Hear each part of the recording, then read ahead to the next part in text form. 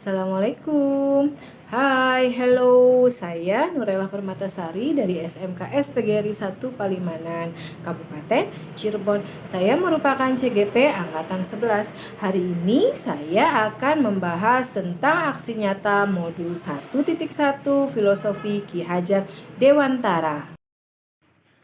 Perasaan selama melakukan perubahan di kelas, selama mengikuti pendidikan guru penggerak dari modul 1.1, saya merasa pembelajaran yang saya lakukan masih berpusat pada guru. Walau beberapa mapel saya sudah menerapkan sedikit metode pembelajaran yang berpusat pada anak. Namun rasanya masih belum optimal karena penerapannya masih setengah-setengah. Anak pun masih kurang bisa mengeksplor kemampuan, serta kurang mandiri dan tidak memiliki kebebasan dalam berekspresi.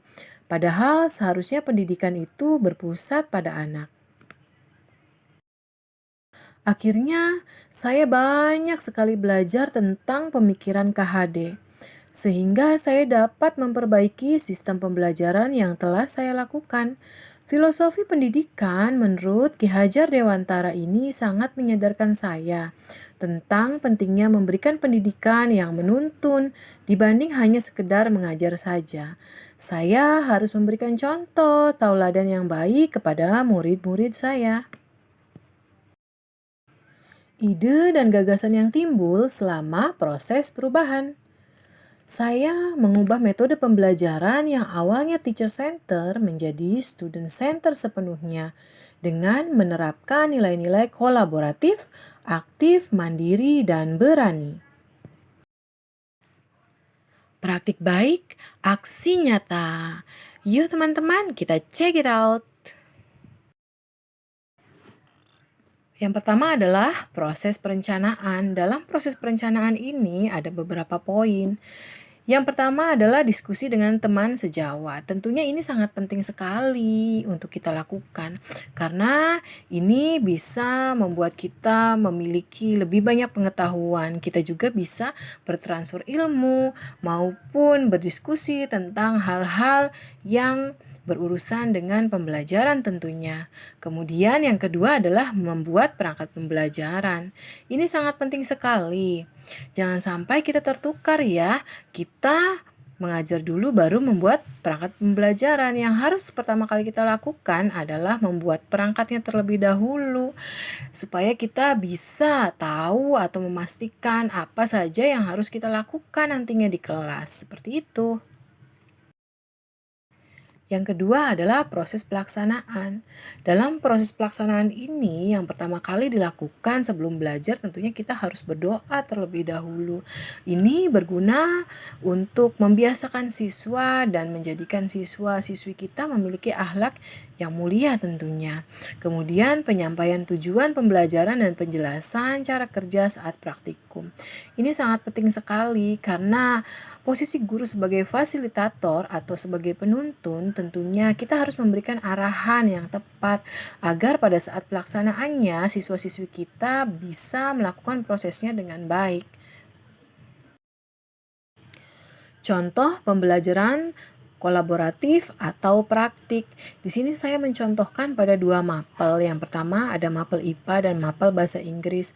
Pada mapel IPA ini, saya dan siswa saya melakukan praktikum tentang filtrasi atau penyaringan air. Air yang disaring ini antara lain ada air tanah, kemudian air sungai, kemudian air kopi, air teh, air kunyit, dan lain-lain. Saya membagi beberapa kelompok tiap kelasnya. Kemudian anak-anak diwajibkan untuk membawa bahan-bahannya, mereka memanfaatkan bahan-bahan yang ada di alam. Nah, nantinya dari hasil penyaringan tersebut, anak-anak bisa mengetahui ada perubahan di situ yang tadinya airnya keruh bisa menjadi lebih jernih dengan melakukan proses filtrasi tersebut. Dari pembelajaran ini, anak-anak jadi lebih aktif dan lebih senang. Walaupun masih ada beberapa anak yang kurang kooperatif atau masih pasif dalam proses pembelajarannya. Kemudian pada mapel bahasa Inggris Ini anak-anak melakukan praktik tentang pembawa acara berita.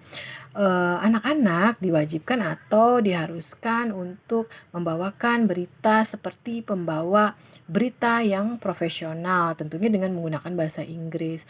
Mereka juga bisa terjun langsung ke lapangan, berpura-pura menjadi orang jualan, menjadi eh, petugas SPBU, dan lain-lain. Kemudian ada proses presentasi. Pada proses presentasi ini, anak-anak yang aktif hanya sebagian saja, hanya beberapa siswa saja. Walaupun masih belum maksimal, setidaknya mereka bisa mengutarakan tentang materi atau pembelajaran yang sudah pernah dilakukan sebelumnya.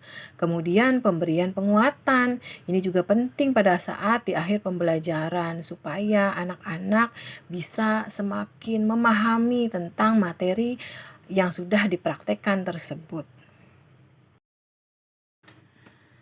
Dari hasil pembelajaran yang sudah saya lakukan, lahirlah tantangan. Tentunya ada beberapa tantangan yang masih saya rasakan di sini. Yang pertama adalah masih ada beberapa murid yang tidak mau bekerja sama dengan temannya, hanya diam saja atau pasif dan selalu mengandalkan teman-temannya untuk menyelesaikan tugas.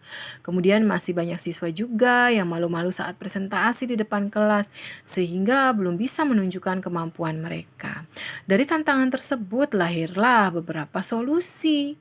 Yang pertama, kita bisa melakukan pembimbingan secara personal, tujuannya untuk mengetahui apa sih sebenarnya hambatan yang dihadapi oleh anak-anak tersebut, sehingga mereka masih enggan untuk aktif interaktif dalam proses pembelajaran.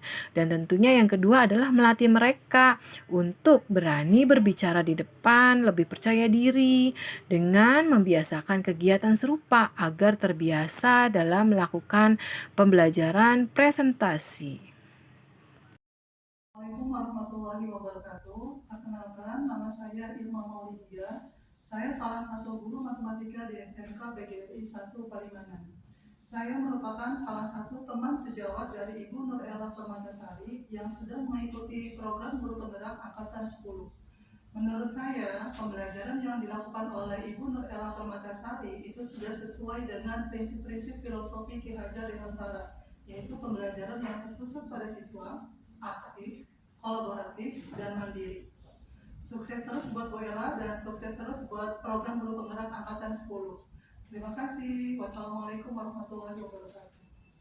Assalamualaikum warahmatullahi wabarakatuh. Perkenalkan, nama saya Amelia. Saya kelas 10 TPP 1 dari SMK PGRI 1 Palimanan. Saya sangat senang sekali belajar kepada Ibu Ella. Apalagi materi-materi yang Ibu Ella sampaikan itu sangat mudah kita pahami. Dan Ibu Ella juga sangat memahami karakteristik siswa-siswanya. Seperti saya contohnya, saya sangat susah sekali memahami materi-materi sulit melalui praktek. Dengan adanya praktek-praktek ini, saya dapat memahami materi dengan baik. Terima kasih ya Bu. Ibu telah mengajarkan kami pembelajaran yang sangat seru dan indah. Terima kasih Ibu. Terima kasih sudah menyaksikan video saya. Salam guru penggerak, tergerak, bergerak, menggerakkan. Wassalamualaikum warahmatullahi wabarakatuh.